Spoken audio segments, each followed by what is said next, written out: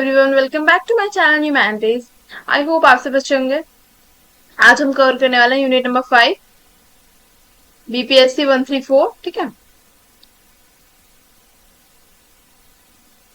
System approach. तो पहले introduction देख लेते हैं। सिस्टम अप्रोच में हम क्या पढ़ने वाले हैं। सिस्टम अप्रोच क्या एक फ्रेमवर्क है जो कि हमें हेल्प करती है to understand international structure of international relation. ठीक है, मतलब जो इंटरनेशनल रिलेशन है उनका जो स्ट्रक्चर है, उसका जो स्ट्रक्चर है, कैसे जो इंटरनेशनल रिलेशन है वो ग्लोबली काम करते हैं, जो पूरा इंटरनेशनल सिस्टम है वो कैसे वर्क करता है, इसके बारे में हम किस अप्रोच में जानेंगे, सिस्टम अप्रोच में। ठीक है, system approach look at the dynamics with in the system and its influence over other system. Basically इस पूरे पैराग्राफ में ये बोला गया है कि जो ये सिस्टम अप्रोच है वो किस चीज को स्टडी करने में हेल्प करती है, जो इंटरनेशनल रिलेशन है ग्लोबल लेवल पे। ठीक है, जो डिफरेंट डिफरेंट स्टेट्स हैं उनके आपस में जो कॉन्फ्लिक्ट हो रहा है, या वो आपस में जो अलायंसेस फॉर्म कर रहे हैं, ठीक है, या जो वो आपस में जो ट्रेड कर रहे हैं। ठीक है, तो ये सब चीजें जो है हम ग्लोबली जो है उस पर फोकस करते हैं सिस्टम अप्रोच, और किसी चीज पे फोकस नहीं करती जो नेशन के जो इंटरनल इंटरेस्ट है, जो इंटरनल जो चीजें चल रही हैं। अब एक नेशन स्टेट में क्या इंटरनल चीजें हो सकती हैं, कोई फॉर एग्जाम्पल किसी भी पर्टिकुलर कंट्री में मूवमेंट चल रहा है, ठीक है, तो वो उसकी इंटरनल पॉलिटिक्स है, उससे ग्लोबली ऐसा इतना फर्क नहीं पड़ता है रिलेशंस में। ये क्या ना सिस्टम अप्रोच का। एंड थर्ड पॉइंट इज कि जो सिस्टम अप्रोच है उसको हम कैसे डिफाइन करते हैं, interconnected set of elements. Book में जो है ना फर्दर एक एग्जाम्पल भी दिया हुआ है डाइजेस्टिव सिस्टम का। ठीक है, बट मैं एक ह्यूमन बॉडी के एग्जाम्पल से आपको समझाऊंगी कैसे हमारे जो है डिफरेंट डिफरेंट पार्ट्स होते हैं और वो टुगेदर जो है कॉपरेट करके, है ना, कैसे वो इंटरकनेक्ट है हमारी बॉडी से, और कैसे वो कॉपरेशन के साथ, ठीक है, प्रोसेस के साथ क्या करते हैं, काम करते हैं, वर्क करते हैं। हम कोई भी चीज जो है खा पा रहे हैं या चल पा रहे हैं तो किसकी वजह से, हमारी बॉडी के कोऑर्डिनेशन की वजह से, हमारी माइंड की वजह से। ठीक है, जो हमारा जो एक पूरा बॉडी का प्रोसेस है उसकी वजह से। तो ऐसे ही जो इंटरनेशनल सिस्टम है वो भी क्या है, पूरा इंटरकनेक्टेड है, डिफरेंट डिफरेंट स्टेट जो है एक दूसरे पे इंटरडिपेंडेंट है।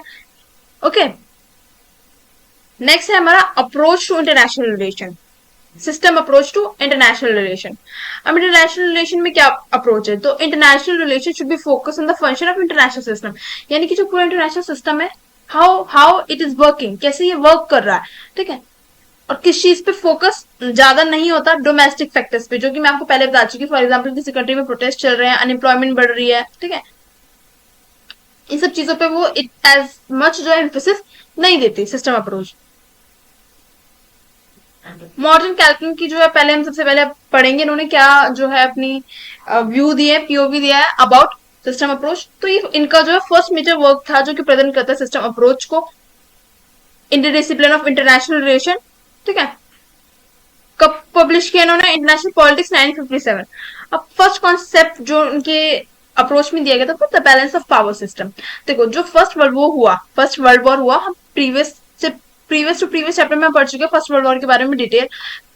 मैं प्लेलिस्ट जो है डिस्क्रिप्शन में अटैच कर दूंगी, अगर आप किसी को भी जो प्रीवियस यूनिट्स देखनी है तो आप जाके चेकआउट कर सकते हैं। ठीक है, तो बैक टू द टॉपिक कि जो फर्स्ट वर्ल्ड वॉर है जब हुआ तो उस टाइम पे हमें क्या अलायंसेस देखने के लिए मिली। ठीक है, दो डिफरेंट जो है दो बिग यूरोप की कंट्रीज के बीच में जो है फर्स्ट वर्ल्ड वॉर हुआ था, और हमें क्या देखने के लिए मिली, दोनों की तरफ जो अलायंसेस देखने के लिए मिली। अब ये जो अलायंसेस है क्यों फॉर्म हुई, ये अलायंसेस फॉर्म हुई एक दूसरे को काउंटर करने के लिए। काउंटर करने का मतलब क्या है, यहाँ पे काउंटर करने का मेरा ये मतलब है कि जो है मतलब एक दूसरे पे ये दिखाने के लिए भाई कि हम कमजोर नहीं है ना, एक दूसरे पे हमला करने के लिए basically.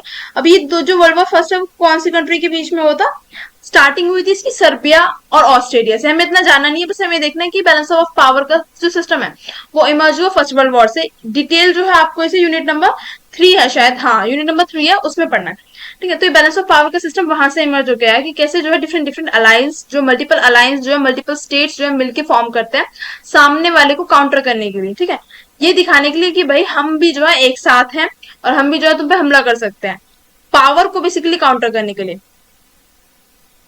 Next point, it was clear that they never intended to alter the system. Instead, the primary goal was to preserve the system. ठीक है, तो मेन गोल क्या है कि भाई हम जो पूरा इंटरनेशनल सिस्टम है इसमें कुछ चेंज नहीं लाना चाहते, बट ये जो अलायंसेस वगैरह बनती हैं, ये जो बैलेंस ऑफ पावर का कॉन्सेप्ट है, ये क्यों इमर्ज आया, इस सिस्टम को प्रिजर्व करने के लिए।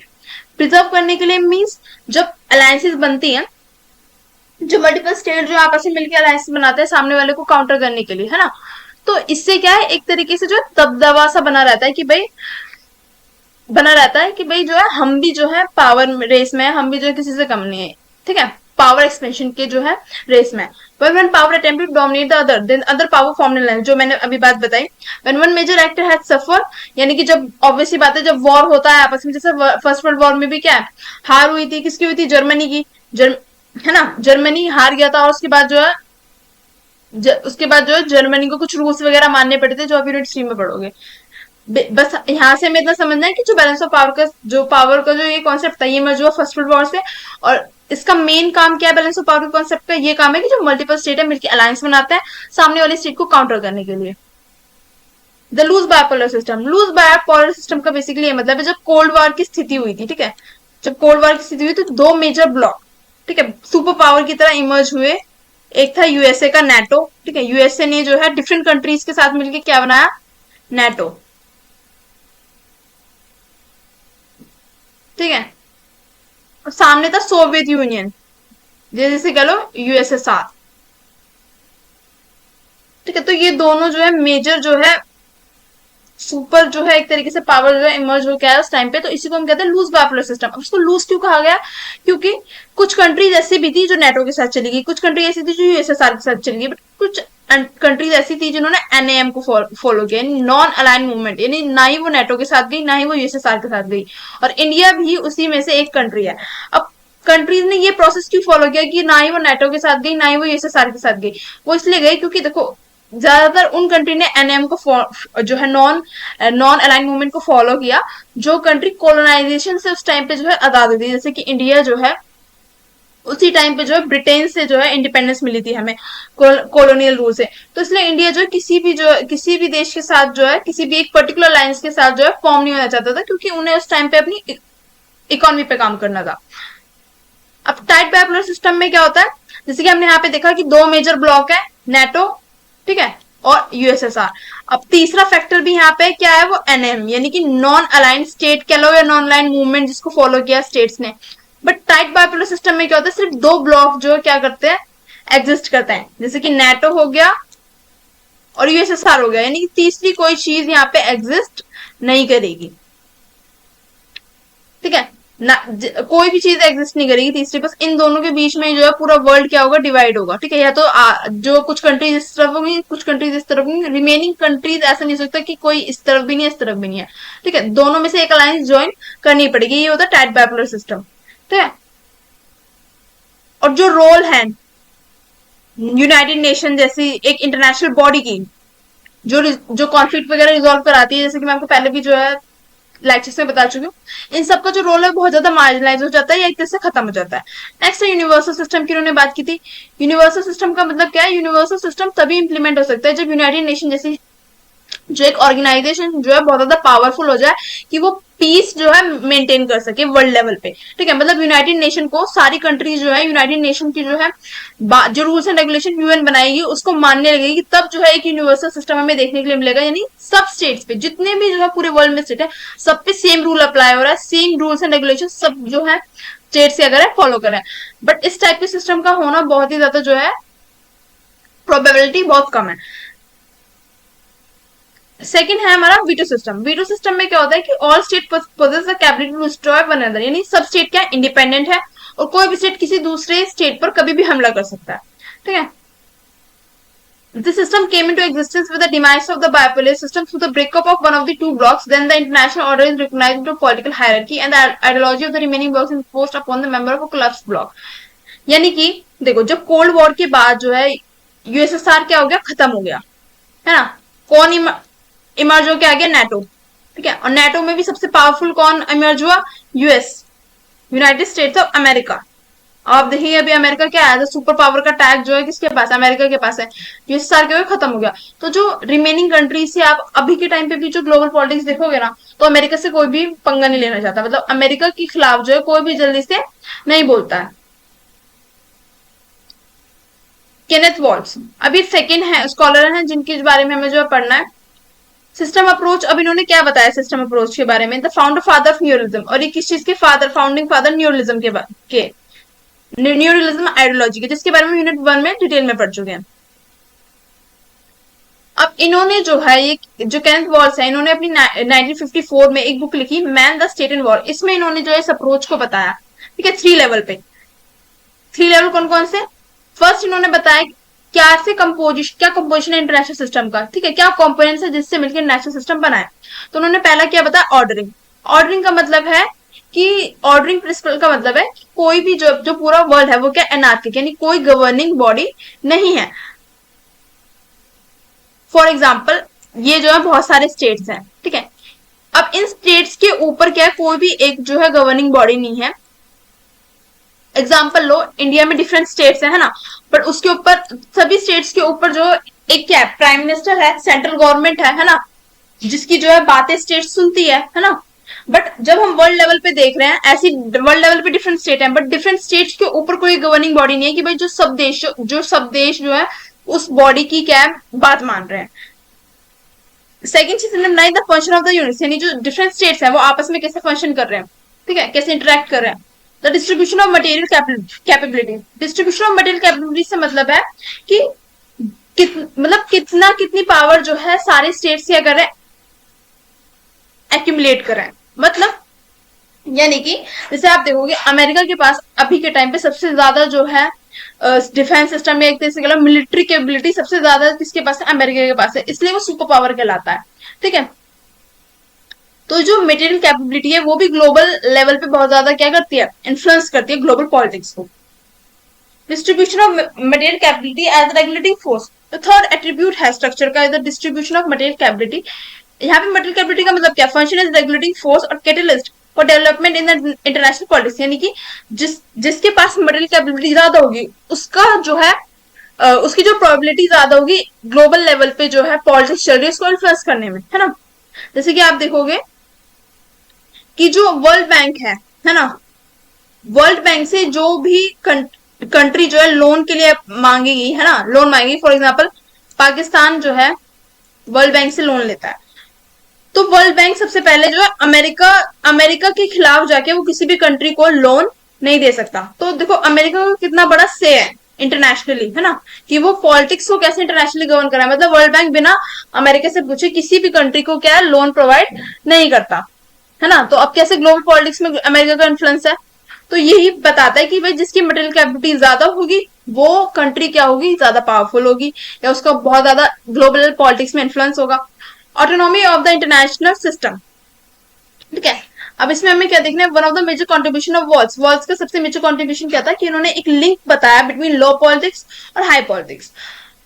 जितने भी इश्यूज हैं नेशनल लोकल इंपॉर्टेंस के, यानी कि अनएम्प्लॉयमेंट हो गया, ठीक है, महंगाई हो गई, या इन्वायरमेंटल इश्यूज हो गई, ये सब किस में आते हैं? नेशनल और लोकल इंपॉर्टेंस में, यानी कि जो इंटरनल पॉलिटिक्स चलती है किसी भी पर्टिकुलर स्टेट में। और जैसे और किस टाइप के इश्यूज हाई पॉलिटिक्स में आते हैं या ग्लोबल पॉलिटिक्स में आते हैं?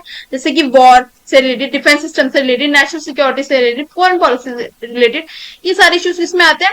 हाई पॉलिटिक्स में, ठीक है। तो एक ये डिफरेंस बताया है वॉल्स ने थ्योरी के अंदर।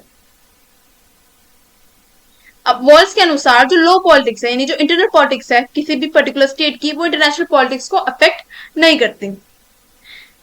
यानी कि अगर किसी भी पर्टिकुलर स्टेट में कोई भी कॉन्फ्लिक्ट या कुछ भी जो है अंदर जो इंटरनल पॉलिटिक्स चल रही है, तो उसका ग्लोबली एज सच कोई ज्यादा इम्पैक्ट नहीं आता है, और सारे जो नेशन स्टेट है वो अपनी नेशनल सिक्योरिटी को इंश्योर करने के लिए क्या करते हैं? वर्क करते हैं।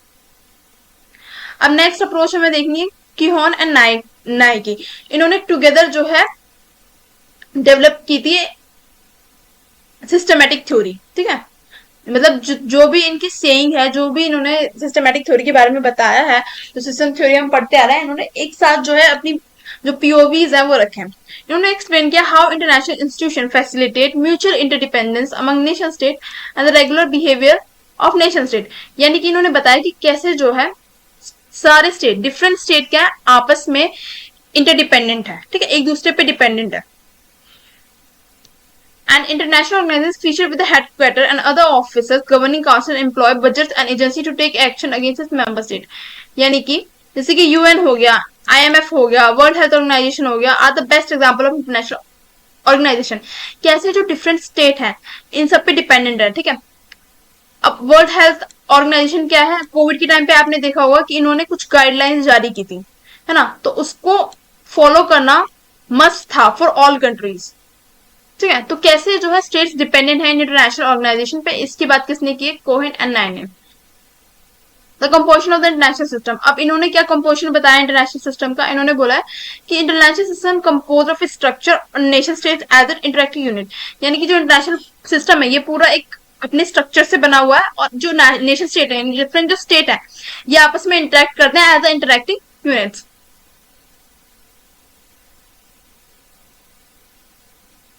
देखो अब इन्होंने क्या बोला है कि क्योहन और ने बोला है कि states are not only the centre of factors, यानी खाली जो ये जो स्टेट्स हैं ये सिर्फ पावर के लिए नहीं लड़ रहे हैं, और खाली यही जो है सेंटर नहीं है ग्लोबल पॉलिटिक्स का, बल्कि जो नॉन स्टेट एक्टर हैं जैसे कि एनजीओ हो गए, ठीक है, सिविल सोसाइटीज हो गई, इनका भी रोल है ग्लोबल पॉलिटिक्स में। इसकी बात किसने किया? इन दोनों ने किया, क्योहन और नए ने। अब nature of the international system इन्होंने कैसे बताया? इन्होंने बोला कि nature of the international system क्या अनार्किल है, यानी कि कोई भी, देखो ये तो अनार्किल वर्ड तो बार बार आता ही रहेगा, तो इसको तो आप जो है याद ही कर लो, मैं बार बार एक्सप्लेन नहीं करूंगी। कोई भी जो जितने भी डिफरेंट मल्टीपल स्टेट है उनके ऊपर कोई गवर्निंग अथॉरिटी नहीं है। The international system anarchical in the sense that, देखो ये मैं बता चुकी, ठीक है, बट इन्होंने एक न्यू फीचर जो है ऐड किया, इसमें एक न्यू बात की कि increasing pace of cross border transportation, यानी ग्लोबलाइजेशन आने की वजह से कैसे जो है ट्रांसपोर्टेशन जो है बिटवीन डिफरेंट स्टेट्स क्या बढ़ गया है।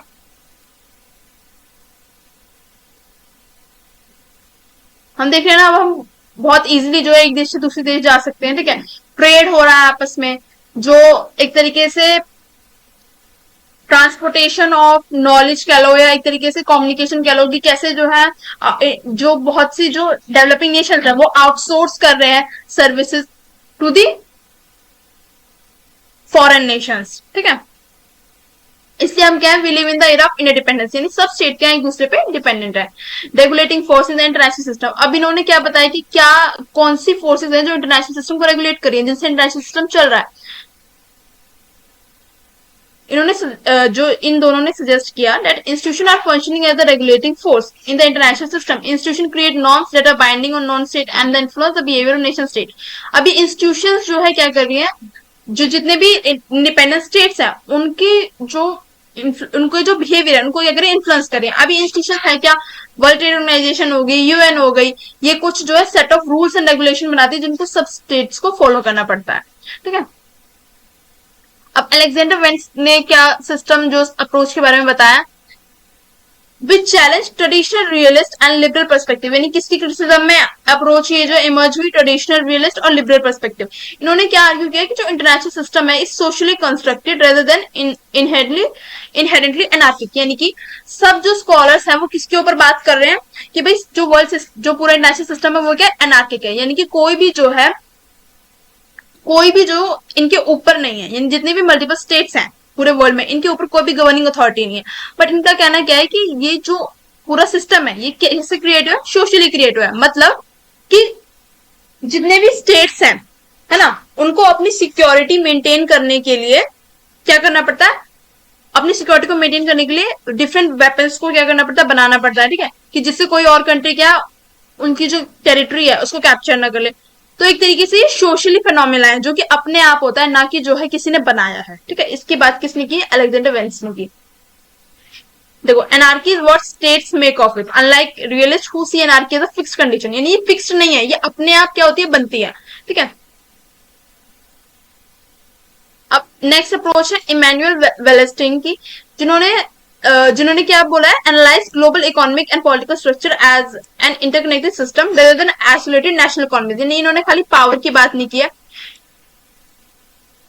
इन्होंने क्या बोला कि स्टेट्स क्या है, सब इंटरकनेक्टेड है आपस में, ठीक है, म्यूचुअल इंटरडिपेंडेंस से वो काम करते हैं, कॉपरेशन से वो काम करते हैं।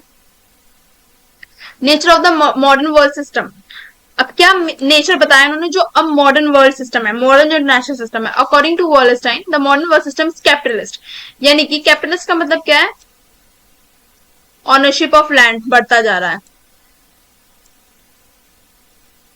एक सेकेंड, जो ऑनरशिप है लैंड,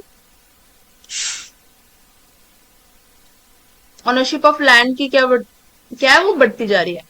ये हम किसमें बढ़ते हैं, कैपिटलिज्म में बढ़ते हैं, कि कैसे जो है मार्केट जो है फ्रीली रेगुलेट हो रहा है, ठीक है। अब ये जो पूरा सिस्टम है इकोनॉमिक पावर का, वो किसके हाथ में आ गया? Who owns the means of production, यानी कि जिनके पास ज्यादा पैसा है, जो अमीर क्लास है, उनके हाथ में जो पूरी ये इकोनॉमिक पावर है वो आ चुकी है। ऐसा किसका मानना है? इमैनुअल वेलेस्टिन का।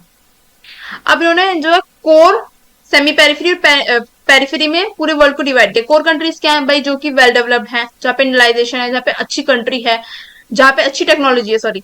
सेमी पेरिफेरल कंट्रीज कौन सी है? जो कि इंटरमीडिएट की तरह काम कर रही है, यानी कि जो कि इन्हें क्या कर रही है? सेमी पेरिफेरल होगी, जैसे कि इंडिया हो गया।